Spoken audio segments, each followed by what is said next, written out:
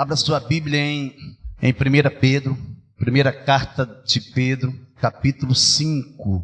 Acho interessante que primeira carta de Pedro, se nós lermos do versículo 1, ele está instruindo, ele vai falar do sofrimento de Cristo, ele vai expor as características do pastor, e ele vai falar sobre os filhos. Antes de eu ler essa mensagem, eu quero dirigir uma palavra. Temos que ter cuidado com nossos jovens. Quando seu filho não quiser vir à igreja, se ele não tiver 18 anos, traga ele pelas bitacas. Quando ele tiver de maior, aí ele vai decidir o que ele quer da vida dele. E olha, mas se você não fizer isso, Deus vai cobrar isso de você mais tarde. Tá bem? Então leve isso no seu coração. Uma palavra pastoral para a sua vida hoje à noite. O filho, ele tem que honrar o pai, honrar a mãe. Então, lembre-se que eu tenho dito que Deus é amor, Deus é santo, Deus é o que mais? Justo, e o que mais? Ele é imparcial, viu? Vamos ler a partir do versículo 6. Capítulo 5, a partir do versículo 6. Diz assim: humilhai-vos, portanto, sob a poderosa mão de Deus, para que Ele, diga que Ele, em tempo oportuno vos exalte. Lançando sobre Ele, diga lançando sobre Ele, diga lançando sobre Cristo, diga lançando sobre Jesus, diga lançando sobre o Filho unigênito do Pai, diga mais uma vez, lançando sobre aquele que me amou primeiro. Aí ele continua e diz, lançando sobre Ele algumas das vossas ansiedades. É isso? É algumas ansiedades? Ele está dizendo, lançando sobre Ele, lançando, quem lançando? Não é jogar não, viu? É entregar, é lançar sobre Ele toda. No original grego, no hebraico, toda é toda, tudo é tudo. Então, lançando sobre Ele toda a vossa ansiedade. Por que ele está dizendo isso? Ele vai continuar dizendo, porque Ele tem cuidado de vós. Diga, Ele, Jesus, tem cuidado de mim, da minha casa, da minha família, do meu coração e da minha vida. Aí no versículo 8 ele vai dizer, sede sóbrios e vigilantes. O diabo, vosso adversário, anda em derredor como o leão que ruge procurando alguém para devorar. Resisti-lhe firmes na fé, certo de que sofrimentos iguais aos vossos estão se cumprindo na vossa irmandade espalhada pelo mundo. Ora, o Deus de toda graça, que em Cristo vos chamou à sua eterna glória, depois de ter sofrido por algum pouco, Ele mesmo vos há de aperfeiçoar, firmar, fortificar e fundamental. A Ele seja o domínio pelos séculos dos séculos. Amém. Deus, em nome de Jesus Cristo, aplica essa palavra aos nossos corações. Por que Pedro? Por que Jesus? Por que todo o Novo Testamento? Por que o Antigo Testamento? Porque a palavra de Deus, ela vem nos dizer, ela vem nos alertar, e ela vem ser enfática, categórica, que não andeis ansiosos. Por quê? Porque Deus sabe que na estrutura do homem, na nossa estrutura, quando se fala de homem, está falando de homem e da mulher, está falando da criação de Deus. Haverá um momento que nós ficaremos ansiosos. Haverá um momento que nós teremos medo. Haverá um momento que nós ficaremos perplexos, atribulados. Haverá um momento que nós duvidaremos. Pastor, o que é isso? Um homem de Deus e uma mulher de Deus não duvida. Querido, você lembra que quando Jesus ia passando, João estava batizando, ele disse, olha, este aí é o Cordeiro Santo de Deus que tira o pecado do mundo. Quando João é preso e ele sabia que ele ia morrer, qual a primeira coisa que ele faz? Ele chama seus discípulos e diz, vai até ele e pergunta para ele se realmente ele é o Cristo, ou nós temos que esperar outro. Os discípulos chegam até Jesus e perguntam, olha, ele mandou perguntar se você realmente é o Messias. Qual foi a resposta de Jesus? Vá e relate para ele o que você vê, o que você está contemplando com os olhos.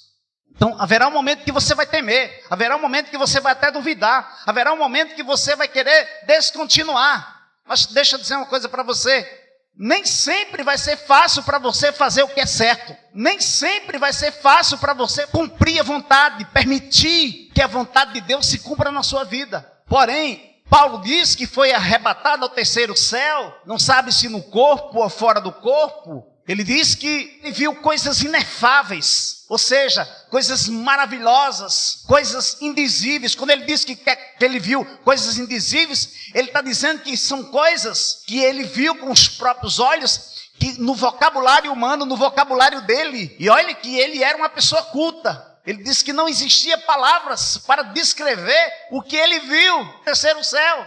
Portanto, foi posto um espinho na carne, mensageiro de Satanás, para esbofeteá-lo, para que ele não se exaltasse, para que ele não se ensoberbecesse. Por que você crê em Deus? Por que você crê em Jesus? Por que você diz que anda por fé e não por vista? É porque você crê que a sua vida, ela tem um significado. A sua vida tem um valor. A sua vida tem um preço. Você não é uma qualquer, você não é um qualquer. Você tem um valor. E esse valor não tem dinheiro nenhum neste mundo que pague, que exceda, que supere este valor. É o valor que você tem para Deus. Você tem um valor. É por isso que você precisa entender uma coisa de uma vez por todas. Não basta só professar uma fé, não basta só dizer que eu sou crente, que eu creio em Jesus, porque Jesus diz que até o diabo crê e desobedece. Você precisa se colocar, eu e você, precisamos nos colocarmos nas mãos de Deus, para que nós possamos dar fruto, para que nós possamos frutificar, para que nós sejamos hoje melhor do que ontem, para que nós sejamos amanhã melhor do que hoje, para que nós sejamos melhores pais, para que nós sejamos melhores pastores, melhores homens de Deus, melhores ovelhas, melhores discípulos, melhores amigos, melhores maridos, melhores mulheres, melhores seres humanos, para que nós possamos nos preparar para o encontro com o noivo. Aí ele diz: humilhai-vos, humilhai-vos. Domingo eu falei de um tempo com Deus. Não é no tempo de Deus, é um tempo de Deus. E incrível, desde de segunda-feira que isso está assim no meu coração, borbulhando. Porque como Deus foi misericordioso com as nossas vidas domingo. Que comida fresca Ele trouxe domingo. Não foi uma quentinha do outro dia, foi uma comida sólida, foi uma comida feita na hora. O Espírito Santo trouxe e nos serviu em nome de Jesus Cristo. Então, humilhai-vos, portanto, sob a poderosa mão de Deus, para que Ele em tempo oportuno vos exalte. Mas pastor, como é que eu me humilho? Primeira coisa que nós devemos fazer, nós devemos ser obedientes. O Josué vai completar 12 anos. Eu estou lá dentro na cozinha ou no quarto e ele está aqui na sala. Ou a mãe dele, ou nós estamos lá e ele está aqui na sala. E nós chamamos o Josué, isso é, de 100 vezes 85%. E olha, quando nós chamamos Josué, ele diz, só um minuto, 100%. Só um minuto. Quando ele vê que ele vai conseguir, ele só 5 minutos, pai. Aí ele vai aumentando um pouquinho. Você entende como é que Jesus disse? Se nós não nos tornarmos crianças, nós não pertenceremos ao reino de Deus? É muito sério. Porém, essa criança que Jesus está falando é uma criança desprovida de qualquer e toda malícia. Só que nós temos que ter cuidado. Lembra da minha fala agora no início com os nossos filhos? É porque não é só televisão. Agora é o celular, é o tablet. São portas, muitas das vezes portas para o inferno. Entregando de bandeja a pedofilia, entregando de bandeja a pornografia. E se nós não tivermos cuidado, a responsabilidade como pais, Deus vai cobrar de nós, vai nos disciplinar e nós vamos perdê-los. Então, a primeira coisa que nós devemos fazer para nos humilharmos é obedecer. Obedecer e entender que nós temos um Deus. E se Deus, assim como Ele é soberano, Ele nos instituiu liderança sobre a sua vida, nós temos o dever de alertar você. Mas nós estamos alertando vocês porque nós já estamos fazendo isso dentro de casa com o nosso filho. Eles vão espernear, mas nós temos que fazer, temos que nos humilharmos na potente mão do Senhor. Por quê? Porque no tempo oportuno Ele irá lhe exaltar. lançando sobre ele toda a vossa ansiedade. Diga, lançando, não, diga assim, eu lanço sobre Jesus toda, mas toda mesmo, a minha ansiedade. Porque ele tem cuidado da minha família. Diga, porque ele tem cuidado de mim. Eu acho tremendo quando a Bíblia diz assim, que nós não devemos dever nada a ninguém, a não ser o quê? A não ser o amor. Mas, amados, é incrível. Quando nós vacilamos, quando nós...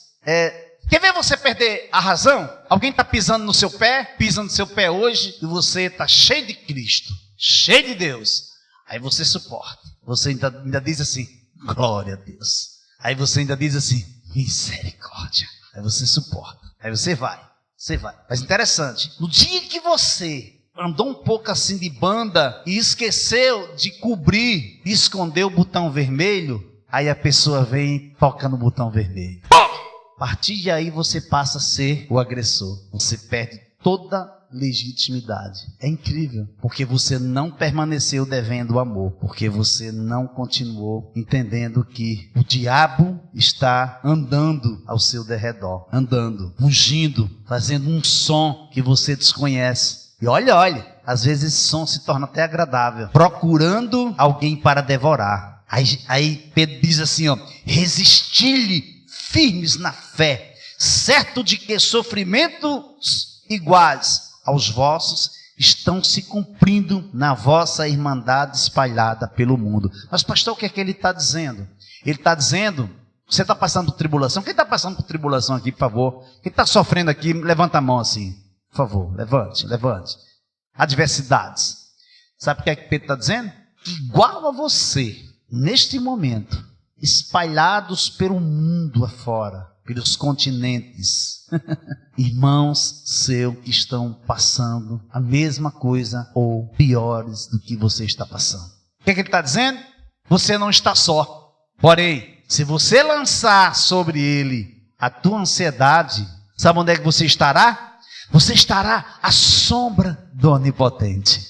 Sabe, se você lançar sobre ele a tua ansiedade, sabe onde é que você estará? Assentado à destra de Deus Pai em Cristo. E quando você toma posse disso, você sabe que todas as bênçãos, todas as que existirem e as que ainda irão existir, já foram liberadas nas regiões celestiais. Só basta você entender que a única coisa que você tem que ficar devendo é o amor.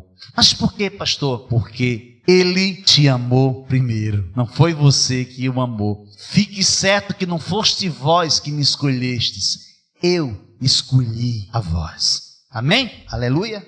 Então, aí ele diz assim, ora, o Deus de toda graça, que em Cristo vos chamou a sua eterna glória, depois de ter sofrido por um pouco, ele mesmo vos há de aperfeiçoar. Ele está dizendo que você, o sofrimento que você está passando, está bem pertinho de acabar. Essa luta que você está passando, está chegando no final. Está bem pertinho de acabar. Porém, ele está dizendo que ele mesmo há de aperfeiçoar, firmar, fortificar e fundamentar a tua vida por toda a eternidade. Aí ele termina dizendo, a ele seja o domínio pelos séculos dos séculos. Quem crê, diga amém.